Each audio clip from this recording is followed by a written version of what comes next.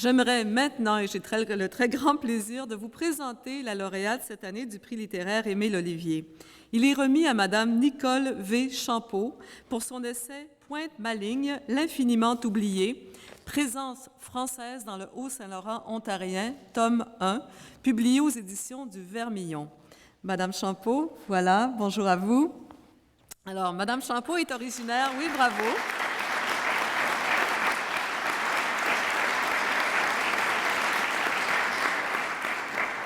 Alors, laissez-moi vous raconter son parcours. Elle est originaire de Cornwall, en Ontario.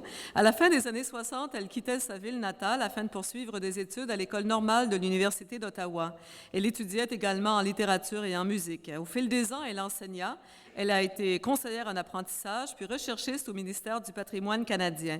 Mais jamais elle ne perd de vue l'expérience sensible qui se dégage des lieux de sa jeunesse, une expérience marquée par la construction de la voie maritime du Saint-Laurent, l'aménagement des rapides du Lonceau, la destruction de nombreux villages.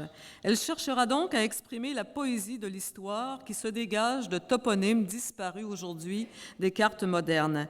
Nicole Champeau est l'auteure de Villages de 6 recueils de poésie, de la pièce Moulinette et de l'essai Mémoire des villages engloutis. Elle a également remporté, avec ce livre, Pointe-Maligne, l'infiniment oublié, le prix du gouverneur général en 2009 dans la catégorie Études et essais.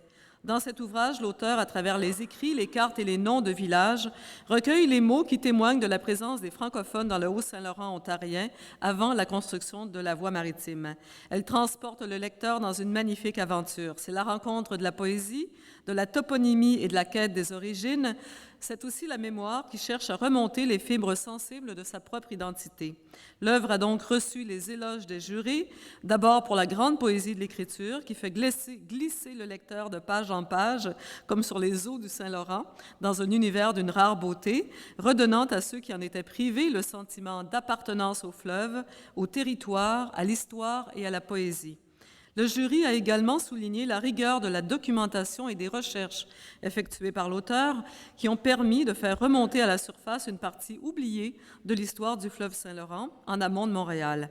J'invite donc maintenant la lauréate, mais également la ministre Saint-Pierre, le maire Labaume et le président du Conseil à s'approcher pour la remise du prix littéraire Émile Olivier.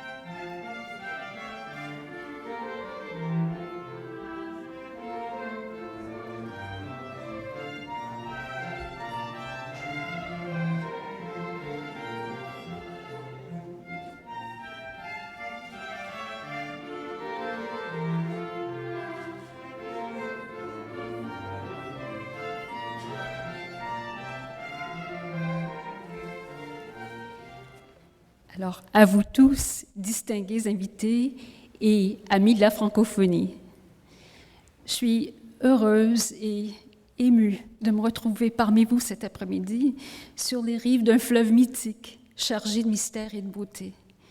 Je remercie vivement le Conseil supérieur de la langue française du Québec, le secrétariat aux affaires intergouvernementales canadiennes, ainsi que les membres du jury pour ce prix qui revêt à mes yeux une très grande importance. Pointe-Maligne, l'infiniment oublié, s'inscrit dans un long cheminement entrepris il y a plusieurs années. L'ouvrage porte sur le Haut-Saint-Laurent ontarien depuis le lac Saint-François en passant par la Pointe-Maligne, nom perdu à l'origine de ma ville natale, Cornwall, et jusqu'au Mille-Îles. Il souligne la présence française dans cette section ontarienne du fleuve et de son passé oublié. Pourtant, reste inscrite à jamais, non seulement dans la documentation, mais encore dans la psyché des lieux, cette présence des Premières Nations, d'explorateurs, de missionnaires, de militaires et de tous ces passionnés qui allaient et venaient depuis Québec jusqu'au Grand Lac et bien plus outre encore. Ils ont ouvert le chemin d'un grand rêve en laissant des merveilles de cartes anciennes, des toponymes empreints de pure poésie, des descriptions émouvantes, des comptes rendus d'un parcours difficile dans des lieux sauvages jalonnés de rapides. À titre d'exemple, quelques noms retrouvés. Anse au Corbeau, Cabane aux noix, Île au citron, Les Deux Galops, Anse au gobelet, Le Rigolet d'Émile Roche, Le Moulinet, Pointe de l'Ivrogne, Pointe à la mort, Île de l'Enfant perdu, etc. Tout cela a hélas disparu des cartes modernes.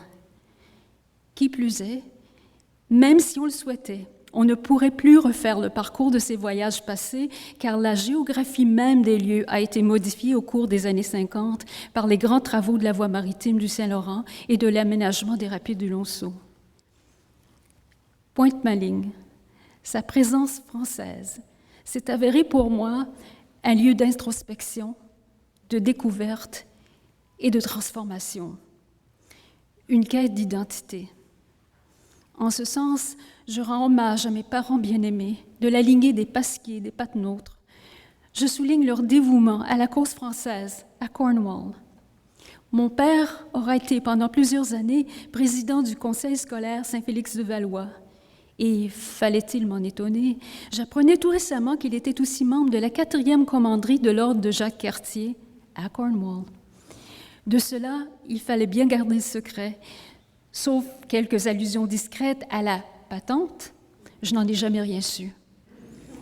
Enfin, je remercie du fond du cœur mes éditeurs, Madame Monique Bertoli et Monsieur Jacques Flamand des éditions du Vermillon. Je salue leur dévouement à la cause littéraire si difficile à assumer en milieu minoritaire. Merci également à Henri Lessard des éditions du Vermillon.